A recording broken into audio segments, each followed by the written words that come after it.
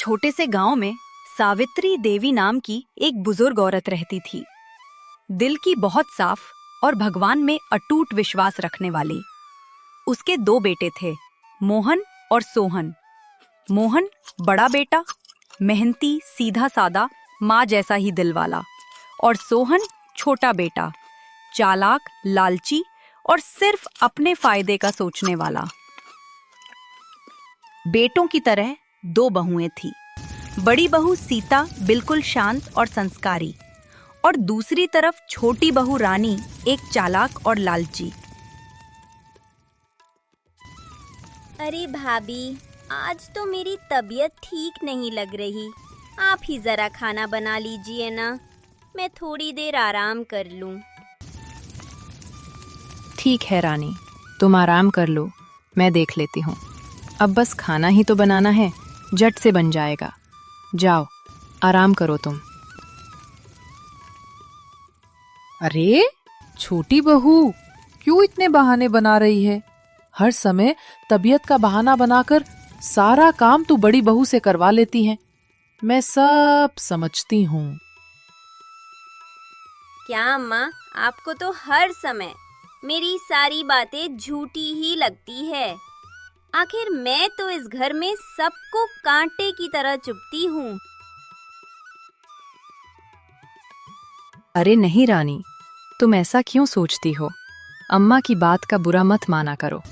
तुम जाओ, जाकर आराम करो।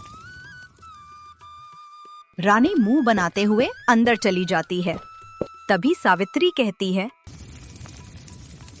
क्या सीता बहू, कब तक इसकी चालाकियों को नजरअंदाज करेगी तू? पूरा दिन काम में लगी रहती है, कभी खुद को आराम भी दिया कर। ओहो अम्मा, आप बिल्कुल चिंता मत करो, मैं हूं ना, सब कुछ संभाल लूंगी। और रानी तो मेरी छोटी बहन जैसी है।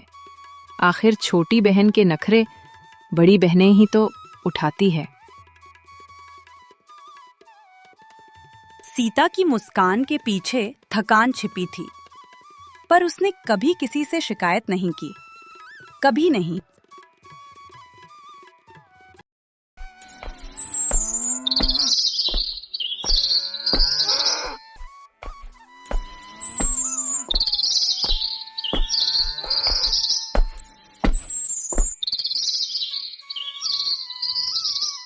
सीता, जरा पानी दे दो, धूप बहुत तेज है। इतनी गर्मी में काम करने में तो हालत खराब हो गई। ये लीजिए जी, थोड़ा आराम कर लीजिए। इतना काम आप अकेले संभालते हैं, ऐसा कीजिए, किसी को हाथ बटाने के लिए रख लीजिए। नहीं सीता, जिस मेहनत और लगन से इंसान अपना काम स्वयं करता है, वैसा काम कोई दूसरा थोड़ी कर देगा। मैं सब कर लूंगा, तुम परेशान मत हो।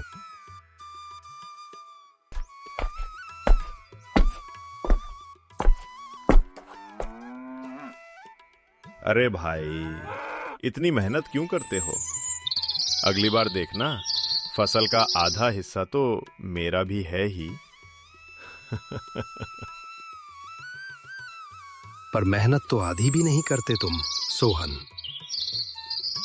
अरे मेहनत तो बेवकूफ लोग करते हैं भाई, समझदार लोग बस हिसाब जानते हैं।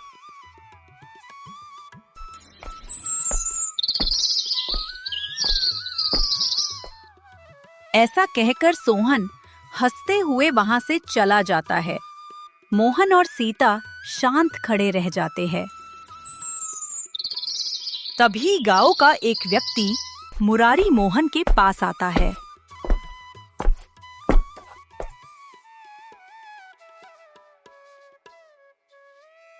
अरे भाई मोहन, ये तुम्हारे भाई सोहन की गुंडागर्दी तो दिन भर दिन बढ़ती ही जा रही है। मुझसे पूरे 10,000 लिए थे, 6 महीने हो गए, अब तक न पैसा लौटाया और न ब्याज। और ऊपर से इसकी हेकड़ी देखो, जब मैंने अपने पैसे मांगे तो मुझे ही मारने खड़ा हो गया। अरे मुरारी भाई, मैं उसकी तरफ से आपसे माफी मांगता हूँ। मैं उससे बात करता हूँ, आपके पैसे जल्द लौटा देगा। हाँ, देखता हूँ कब तक लौटाता है, वरना कह देना उससे, इसका अंजाम अच्छा नहीं होगा। ऐसी धमकी देकर मुरारी लौट जाता है। सांझ हो चुकी थी। सीता और मोहन भी अब अपने घर को लौट रहे थे।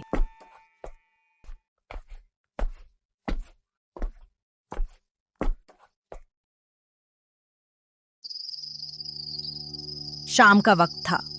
सावित्री चौखट पर बैठी थी, मानो नम आंखों में एक उम्मीद की झलक अब भी बाकी हो। सावित्री के दिल में एक दर्द था। वो देख रही थी छोटा बेटा और बहू दिन प्रतिदिन लालच में डूबते जा रहे हैं। हे भगवान, मेरे बच्चों को सही राह दिखा दे। मोहन सीता की झोली हमेशा भरी रहे, यही दुआ है मेरी।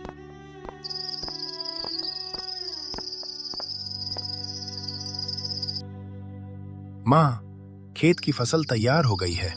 कल से कटाई शुरू करेंगे। हाँ माँ, इस बार भगवान ने बहुत बरकत दी है। इस बार तो इतना मुनाफा होगा कि घर की मरम्मत भी अच्छे तरीके से हो जाएगी। बस बेटा, हमेशा ऐसे ही मिलजुल कर रहो, यही मेरा आशीर्वाद है। अचानक सोहन अंदर से आता है, चेहरा बिल्कुल तना हुआ। माँ, इस बार फसल का आधा हिस्सा मैं शहर ले जाऊंगा। बेचना है मुझे। आखिर अपने खर्च भी तो हैं। कब तक मैं अपना हिस्सा दूसरों पर लगाता रहूंगा? पर भाई, अभी तो खेत हमने काटे भी नहीं हैं और तुम अपने हिस्से की बात करने आ गए। तो क्या हुआ? हिस्सा तो मेरा भी है ना। अरे भाई, हिसाब में दिल नहीं देखा जाता, बस फायदा देखा जाता है। चुप कर सोहन, ये कैसे बातें करने लगा है? और ये हिस्से की बात कहाँ से आ गई? हम सब एक परिवार है और एक दूसरे की जिम्मेदारी है। बस करो माँ, ये शांति का ज्ञान मुझे मत दो। अब बहुत हो गया, मुझे कुछ नहीं सुनना है। चल रानी। ये सुनकर सावित्री पूरी तरह टूट चुकी थी। उसकी आंखें नम थीं। तभी मोहन बोला, माँ, तू परेशान मत हो। मैं हूं ना, सब ठीक हो जाएगा। चल अंदर चल।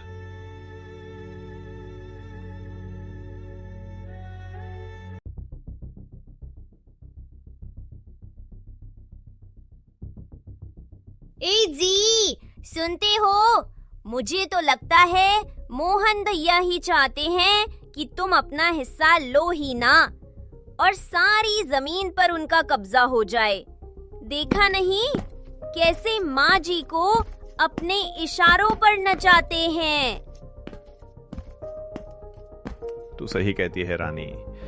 जल्द से जल्द कोई ना कोई रास्ता निकालना होगा, वरना हमें केवल ठेंगा मिलेगा, ठेंगा।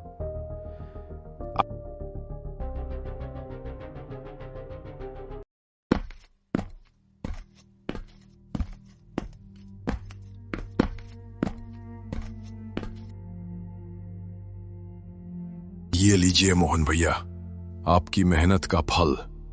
इस बार तो मुनाफा ही मुनाफा है। आपकी मेहनत रंग लाई। फसल के बहुत अच्छे दाम मिले हैं।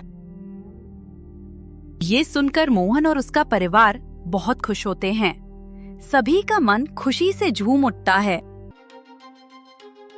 वाह माँ जी वाह। कम से कम आपसे तो ये उम्मीद नहीं थी।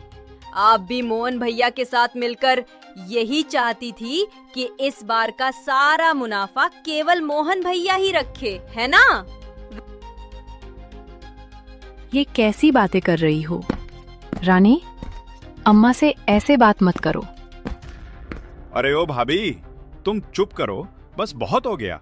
सही तो बोल रही रानी। इस मुनाफे में मुझे मेरा आधा हिस्सा चाहिए। बस ये मेरा आखिरी फैसला है।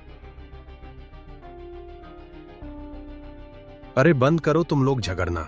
और सोहन, तुझे आधा पैसा चाहिए ना? ठीक है, ये ले अपना हिस्सा। वो पैसे लेकर सोहन और उसकी पत्नी वहां से चले जाते हैं। सावित्री की आंखों से आंसू रुकने का नाम नहीं ले रहे थे। हे भगवान, ये कैसी परीक्षा ले रहा है? इस जैसे बेटे से अच्छा मेरे पास केवल एक ही बेटा होता। रो मत माँ, तू परेशान मत हो, मैं हूं ना, भगवान सब ठीक करेगा। देखते देखते ऐसे ही कुछ दिन बीत जाते हैं और एक दिन सोहन और उसकी पत्नी रानी अपनी माँ से कहते हैं,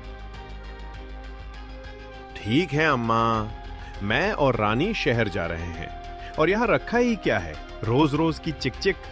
वैसे भी भैया तो यही चाहते थे कि हम दोनों यहाँ से चले जाएं। लो, अब उनकी इच्छा पूरी कर रहा हूँ। बेटा, मोहन ने तो कभी ऐसा नहीं सोचा। वो तो हमेशा तेरा भला चाहता है। लो, अभी भी बस मोहन मोहन, तुम बस मोहन का जाप लगाती रहो, मैं तो चला शहर। ऐसा बोलकर वे दोनों वहां से चले जाते हैं। कुछ समय बाद जब मोहन घर आता है तो सावित्री उसे सारी बात बताती है। हे भगवान, सोहन जहां भी रहे उसे खुश रखना, मेरी बस यही प्रार्थना है। और अम्मा, तुम बिल्कुल चिंता मत करो, मैं हूं ना। सोहन को कोई भी तकलीफ होगी तो उसका भाई उसके साथ हमेशा खड़ा है।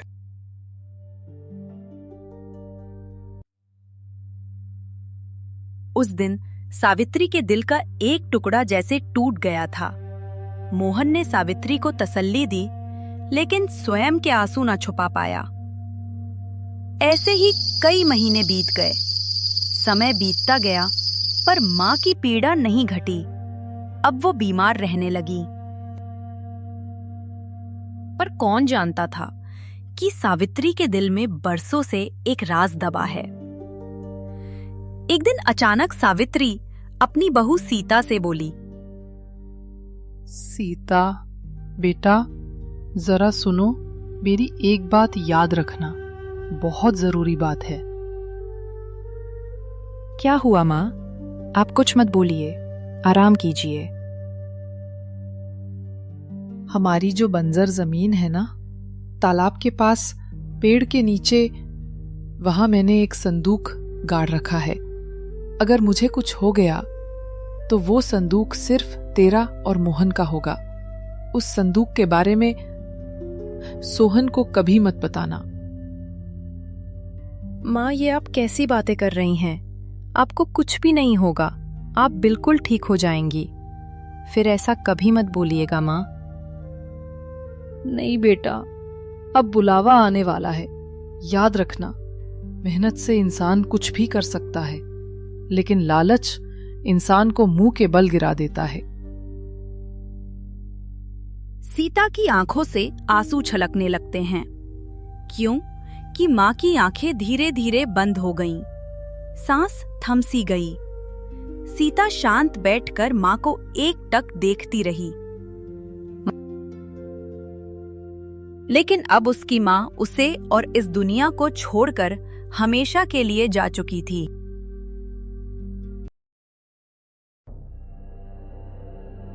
माँ को अंतिम विदाई देने के लिए सोहन और उसकी पत्नी रानी भी वहां पहुंचे थे। लेकिन इस बार न माँ की डांट थी और न ही गुस्सा था, तो केवल माँ का फिर कभी न लौटने वाला शरीर।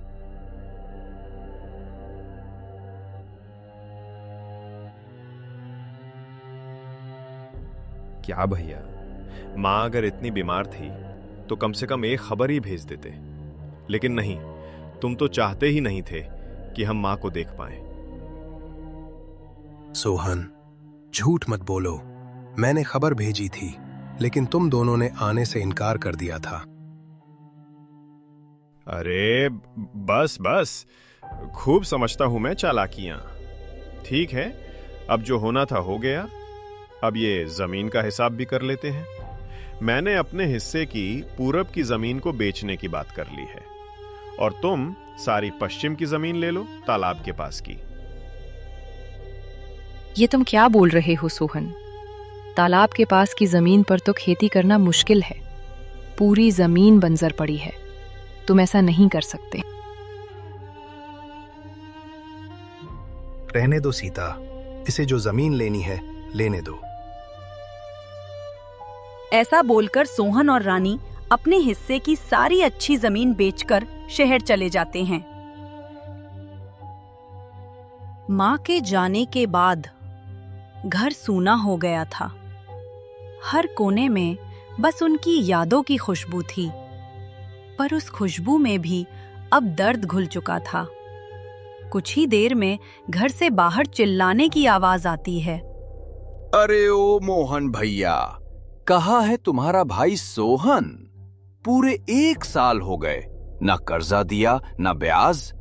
उसे तो तुमने शहर भगा दिया है, लेकिन अब उसका कर्जा कौन चुकाएगा? अरे मुरारी भाई, मैं उसका कर्जा जल्दी चुका दूंगा। मुझे कुछ दिन की मोहलत और दे दो। अब कोई मोहलत नहीं मिलेगी। कान खोल के सुन लो, कल तक अगर पैसे नहीं दिए तो घर का सारा सामान ले जाऊंगा, समझे? ऐसा कहकर मुरारी वहां से चला जाता है। अगले दिन मोहन के पास जितना भी पैसा था उससे वह सोहन का कर्जा चुका देता है। अब मोहन के दोनों हाथ खाली हो चुके थे। ना उसके पास खेती की जमीन थी और ना ही पैसा।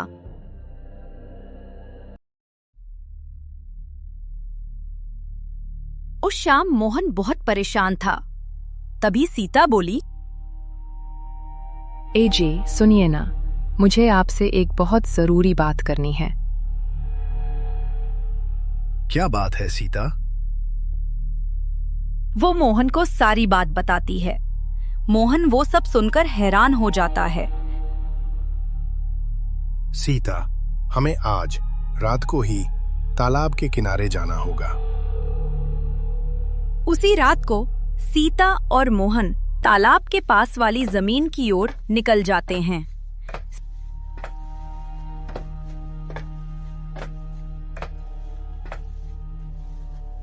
उस पेड़ के पास पहुंचते ही सीता मोहन को जमीन को खोदने को बोलती है। मोहन वह खोदना शुरू करता है।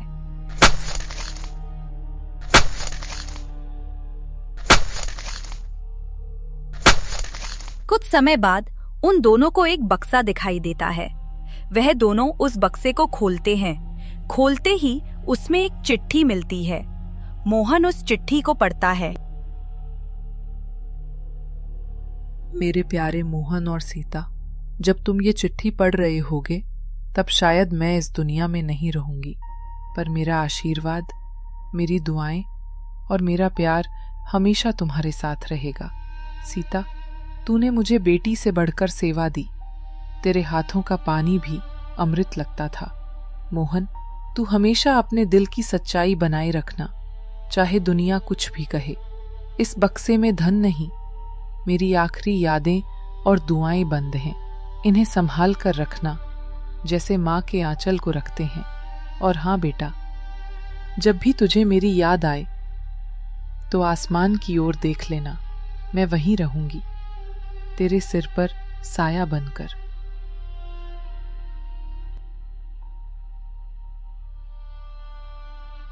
ये पढ़कर सीता और मोहन की आंखों से आंसू रुक नहीं रहे थे। उनकी माँ उनको छोड़कर जा चुकी थी, लेकिन जाते जाते भी उनकी माँ उन दोनों का जीवन आसान बना चुकी थी। अब उनके पास किसी चीज की कमी नहीं होगी। कमी होगी तो सिर्फ उनकी माँ की।